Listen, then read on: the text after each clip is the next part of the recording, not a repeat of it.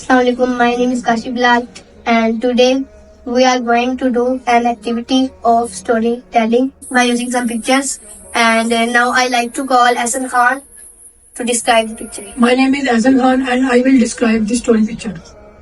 Here we have 6 pictures.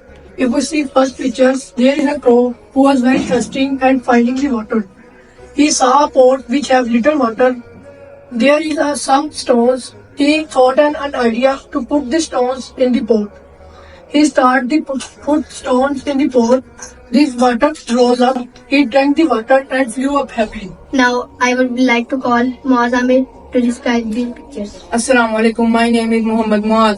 In this picture, one young boy is walking in the ground. Suddenly, he saw an injured pigeon on the side of the track. He picked up the pigeon in his hand, take it to his home and put it in a cage.